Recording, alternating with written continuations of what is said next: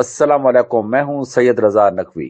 बंद बोसन में गैर कानूनी हाउसिंग सोसाइटियों का राज। बंद बोसन और उसके मुजाफाती इलाकों में गैर कानूनी हाउसिंग सोसाइटियों का कारोबार खुलेआम जारी है, जबकि मुतलका सरकारी महकमे पुरअसरार खामोशी इख्तियार किए हुए हैं। शहरियों और मीडिया की बार बार निशानदेही के बावजूद आज तक किसी गैर कानूनी कॉलोनी के खिलाफ मौसर कार्रवाई न होना अब महज गफलत नहीं बल्कि एक मुनज़्ज़म मिली भगत का वाज़ेह सबूत बनता जा रहा है। ज़राए के मुताबिक जिला इंतजामिया, जिला कौंसिल और मुल्तान डेवलपमेंट अथॉरिटी तीनों अदारे गैर कानूनी हाउसिंग माफिया के सामने बेबस नहीं बल्कि मुबैना तौर पर हिस्सा वसूल करके खामोश तमाशाई बने हुए हैं। यही वजह है ज़राई ज़मीनें, बागात और खेत तेजी से कंक्रीट के जंगल में तब्दील किए जा रहे हैं और किसी को रोकने वाला कोई नहीं। खान विलेज अड्डा बोसन, जो तकरीबन 20 साल कबल गैर कानूनी तौर पर कायम की गई थी, आज भी बुनियादी सहूलियात से महरूम है।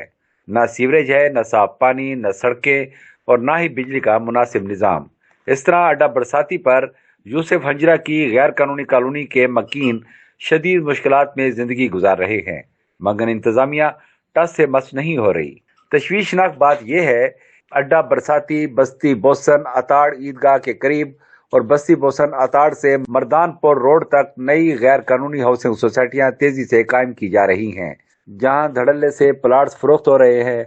1 एकड़ से लेकर 3 एकड़ तक की दर्जनों छोटी गैर कानूनी कॉलोनी कार्रवाइयां भी पूरे इलाके में एक मुनाफा बख्श कारोबार बन चुका है। जब कॉलोनी मालकान से इन मामलात पर सवाल किया जाता है तो वो बदतमीजी, धमकियों और दबाव का सहारा लेते हैं, जिससे साफ ज़ाहिर होता है कि उन्हें किसी कार्रवाई का कोई खौफ नहीं। शहरियों का कहना है कि अगर इंतजामिया वाकया चाहे तो एक दिन में तमाम गैर कानूनी सरगर्मियां बंद हो सकती हैं, मगर दानिस्ता तौर पर आंखें बंद रखी जा रही हैं।